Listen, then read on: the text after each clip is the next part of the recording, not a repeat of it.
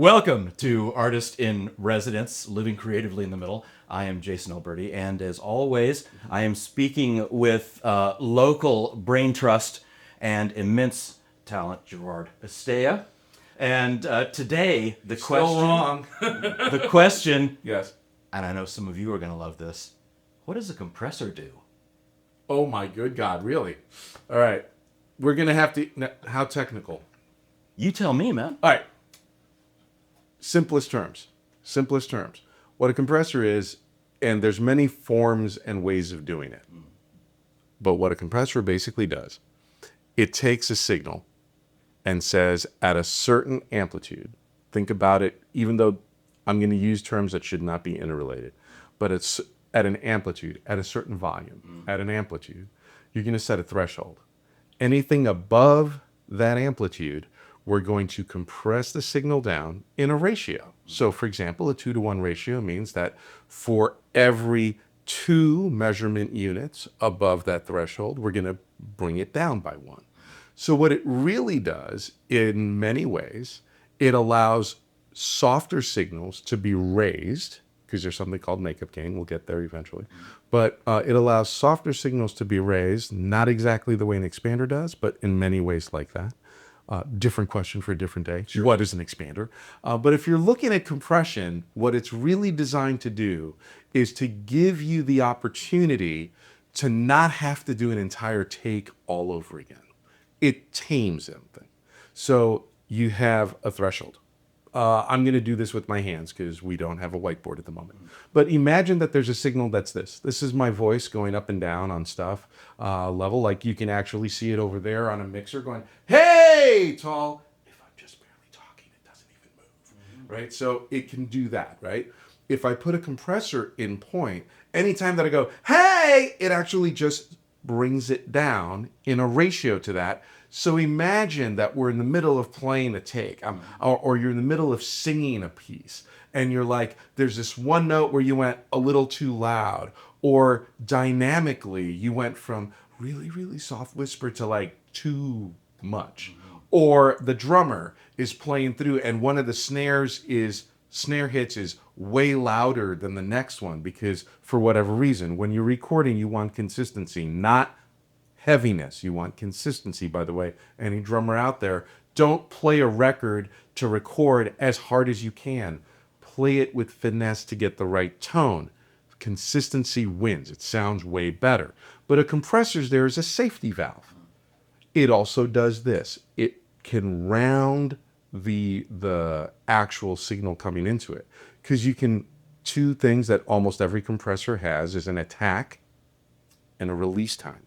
The attack is how many milliseconds before it acts, right?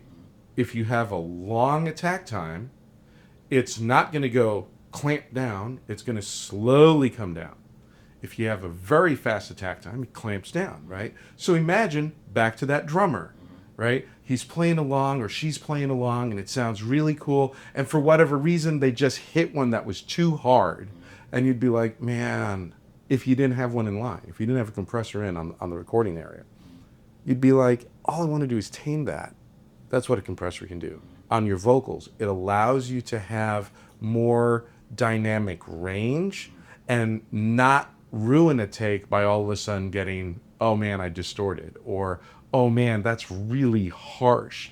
Because as people get louder, the microphones react differently.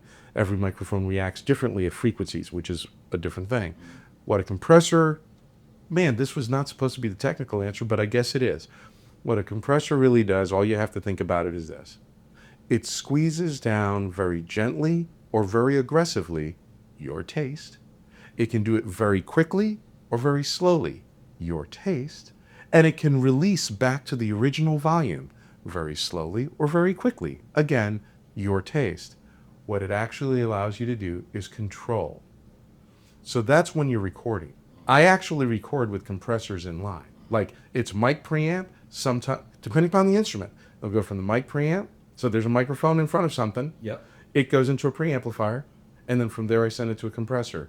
My compressor and stuff, you will never see me take anything more than maybe 3 dB down, negative 3 dB. I just like to have the needles dance And then if somebody makes that awkward mistake that would ruin a take, it's not ruined. On mixing, I'm a big fan of compression in slight units. I don't like to crank stuff. There's like, if a great example of overly compressed deliberately, is artistically, and let's get everything as loud as humanly possible was the classic Metallica album of like 2012 or 2014. Everybody should know how to run them. Nobody should depend on them. They're just a toolkit. The reason why you want to use it is because it gives you certain qualities of tonal control. It gives you dynamic control.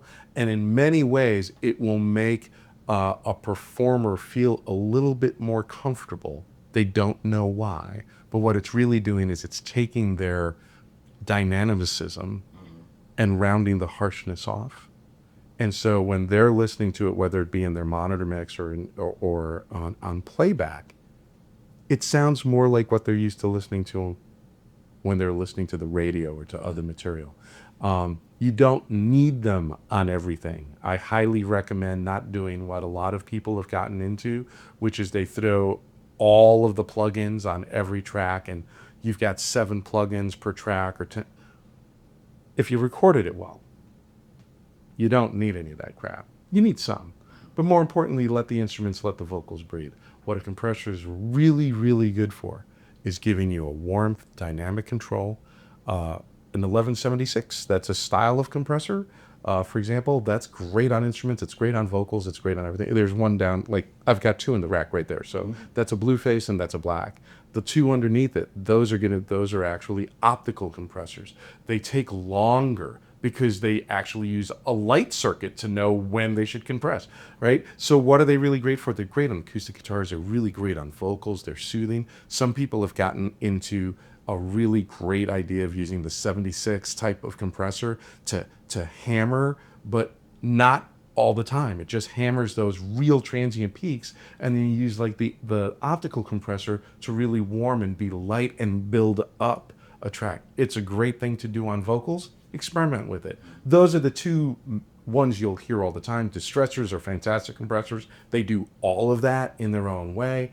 I have stuff that, because I like the sound of it. The MSL is simply there because there's no way that I would ever get rid of that thing. It has so many transformers on the inside and the outside. I don't even set it to compress. I just run the signal through it, and it does this little magical thing of like, that's a lot of weight, and it makes everything nice, round, and smooth. Nice.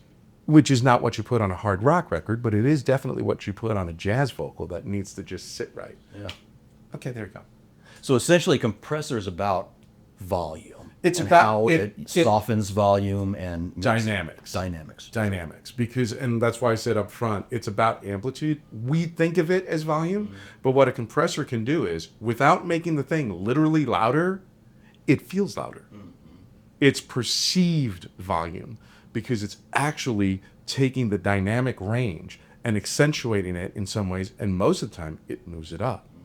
So volume-wise, I might be half a dB or whatever, but to the listener, it's like all of a sudden it's coming out of the speaker and it's more rounded, right? Or it's more attack. You can use compressors as a tool to make, like, again, on drums, you can make drum sounds just raunchy as all get out, just slamming. Take 2 microphones, they don't have to be the greatest quality, whatever, throw them in the corner of a room, put them into a freaking compressor like an 1176, something that's going to put it in the Nukin, which is take all 4 buttons, all ratios on the 1176, push them all in at the same time. On a distressor, that's called the Nuke option. On plugins, it might be the all buttons in option, and it will sound like Led Zeppelin. Wow. Then you blend that in with the rest of the drum track, and you'll get this real punch and gnarly. It's almost like, man, did they play drums through a guitar cabinet if all you did was solo that out? It's a really cool technique. That's pretty cool. Yeah. Well, awesome. Thank you. As always, with all buttons in, this has been Artist in Residence. That's the Nuke option. Living creatively in the middle. I'm Jason Alberty with Gerard Estella. Thanks for hanging out with us. And please, if you have any questions or ideas, leave something down in the comment to tell us. If you want to know how to use them, let us know.